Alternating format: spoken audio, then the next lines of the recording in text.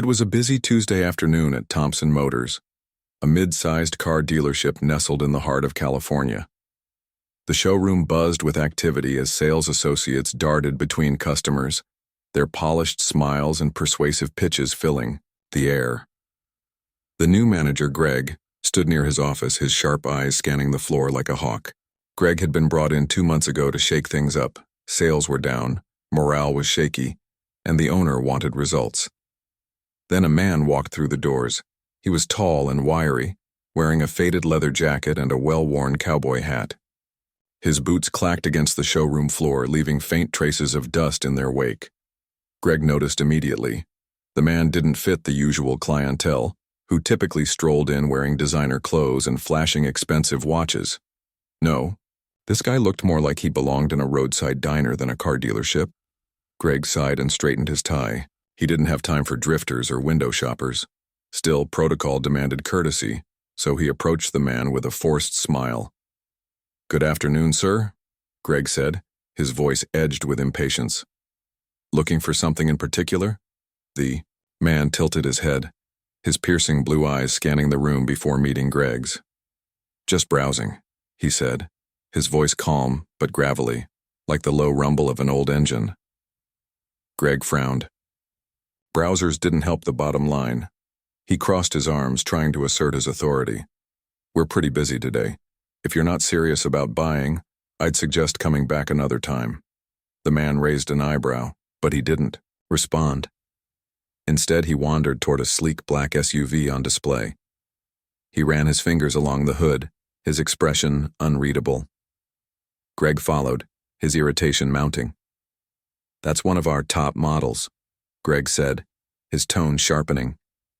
"But it's not exactly cheap. Maybe I could point you to something more in your price range." The man stopped, his hand still resting on the SUV. He turned to Greg, and for a moment the showroom seemed to grow quieter.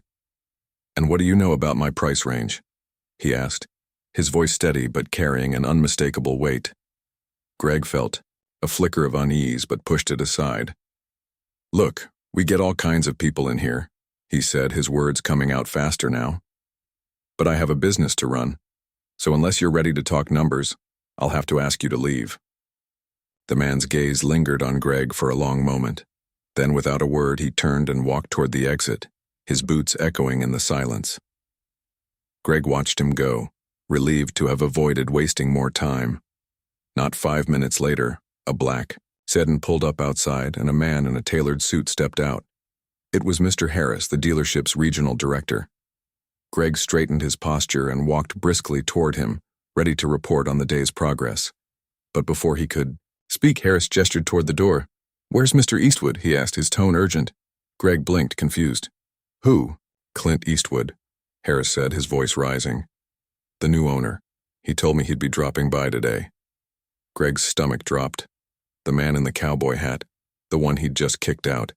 His mind raced as he stammered, I didn't know." "He didn't say?" Harris didn't wait for an explanation. He spun on his heel and rushed outside, leaving Greg frozen in place, his face pale. Through the glass doors, Greg saw Harris catching up to the cowboy-hatted figure just as he was getting into an old pickup truck. They exchanged words, and though Greg couldn't hear, the grim look Eastwood shot back at the dealership spoke volumes. The truck roared to life and pulled away, leaving Greg standing in the middle of the showroom, his career already flashing before his eyes. It wasn't long before the whispers started among the staff, their curious glances cutting through him like daggers. Greg had wanted to make a strong impression as the new manager, and he had, but not the kind he'd intended. As the truck disappeared down the street, Greg's heart pounded like a drum. He tried to convince himself it wasn't as bad as it seemed. Maybe Mr. Eastwood didn't take it personally. Maybe Harris could smooth things over. But deep down, he knew there was no undoing what had just happened. Harris stormed back into the dealership, his face a mixture of disbelief and fury. "What in the hell were you thinking?" he barked, his voice cutting through the showroom. Every head turned to watch the unfolding drama. Greg stammered, his mouth dry. "I didn't know who he was. He didn't introduce himself, and he didn't exactly look like—" "Stop," Harris snapped, raising a hand to cut him off. Do you have any idea what you just did? That man owns this dealership. Hell, he owns the entire chain now. And you treated him like some kind of vagrant. Greg felt his face flush with heat. I didn't mean to. But you did, Harris said, his tone icy. Clint Eastwood isn't just the new owner. He's a Hollywood legend, a guy who doesn't need to flash his wealth to prove he has it. And now, thanks to you, he's probably wondering if buying this place was a mistake. Greg's mind raced for a way to salvage the situation. I'll call him, he said hurriedly. I'll apologize. Make it right. Harris let out a bitter laugh. You think a phone call is going to fix this? He's not some customer you can charm into a sale.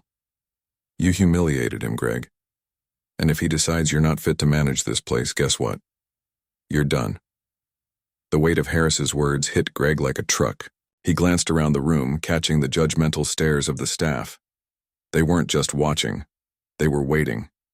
Waiting to see if Greg would crash and burn or somehow pull off a miracle. For the rest of the day, Greg worked on damage control. He drafted an email trying to strike the perfect balance between apology and professionalism. He rehearsed a dozen different ways to explain himself if Eastwood gave him a chance to speak in person. But as the hours ticked by with no word from the new owner, Greg's anxiety only grew. By the next morning, the tension in the dealership was palpable. Everyone was on edge, bracing for whatever fallout might come. Shortly before noon, a sleek silver car pulled into the lot.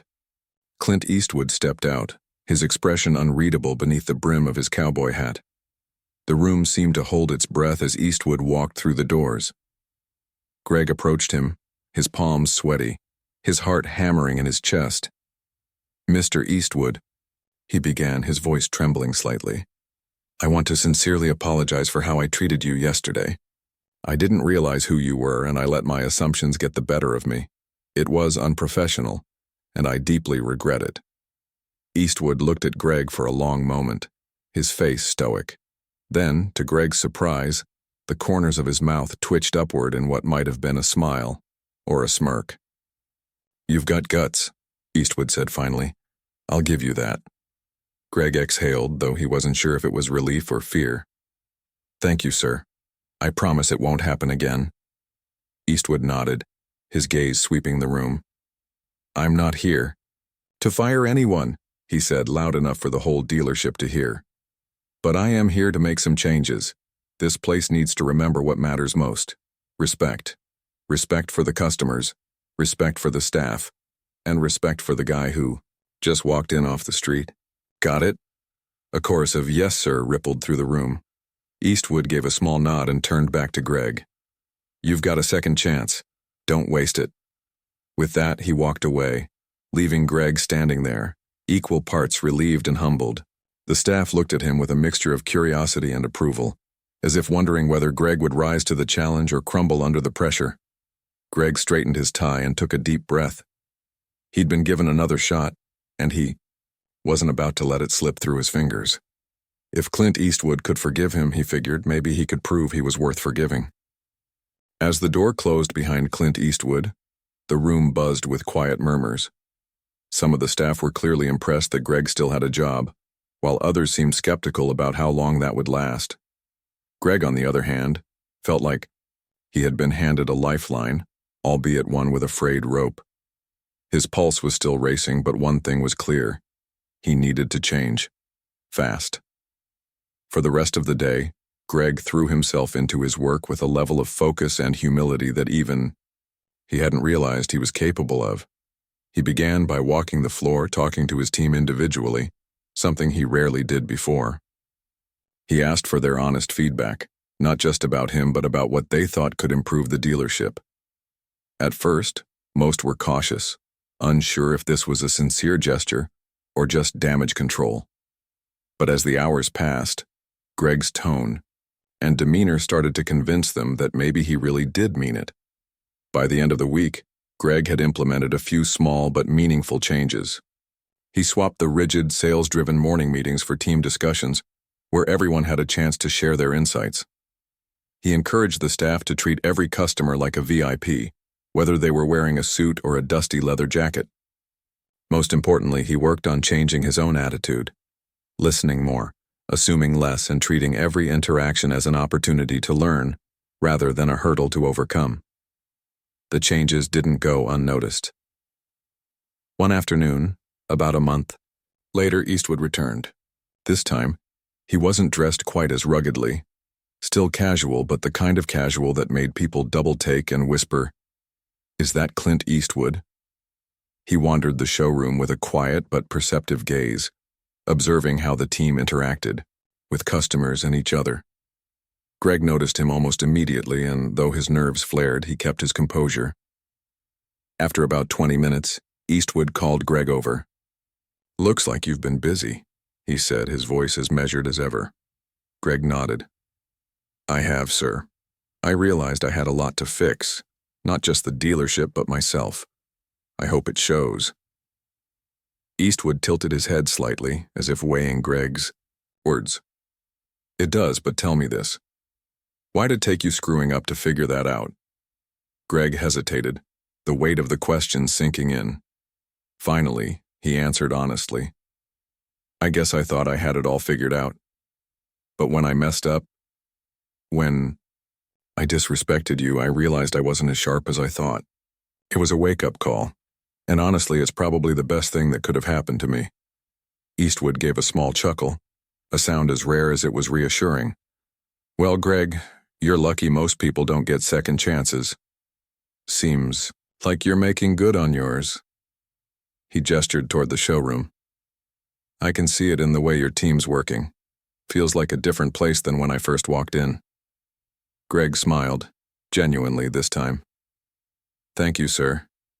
That means a lot." Eastwood nodded and then turned to leave, but before he reached the door, he stopped and looked back. "One last thing, Greg." "Yes, sir?" Eastwood's lips curved into a sly grin. "Next time someone walks in wearing boots and a cowboy hat, don't assume they're not here to buy." The room erupted in laughter, and even Greg couldn't help but join in. As Eastwood exited, Greg felt a newfound sense of confidence. He had weathered the storm, and for the first time, he wasn't just managing a dealership, he was leading one. The weeks that followed Clint Eastwood's visit cemented Greg's transformation. The dealership became a more welcoming, dynamic place, not just for customers but for employees too. Sales improved steadily, not because of aggressive tactics, but because people genuinely enjoyed their experience there. Word spread around town that Thompson Motors wasn't your typical dealership anymore. Even longtime skeptics started dropping by, curious to see what the buzz was about. One day, as Greg was reviewing the monthly numbers in his office, his assistant, Melissa, knocked on the door. "You've got a visitor," she said, trying to suppress a smile. Greg looked up, puzzled. "Who is it?" Melissa shrugged, her grin widening. "You'll see." Stepping out of his office, Greg froze. Standing in the middle of the showroom was Clint Eastwood, but this time he wasn't alone. A sleek vintage Mustang idled just outside the mime entrance, and next to Eastwood was a young boy who looked about 10, wearing a baseball cap and clutching a toy car in one hand. Greg approached, his curiosity piqued. "Mr. Eastwood," he said, offering a handshake. "It's good to see you again." Eastwood shook his hand firmly. "Greg, I figured it was time to drop by again, see how you're keeping things on track. This here's my grandson, Tommy. He's been begging me to show him a real dealership." Greg smiled down at Tommy, who was now staring wide-eyed at the rows of shiny cars. "Well, Tommy, you've come to the right place. We've got everything from fast cars to SUVs, and maybe even something your grandpa might approve of." Tommy looked up at Eastwood, who chuckled.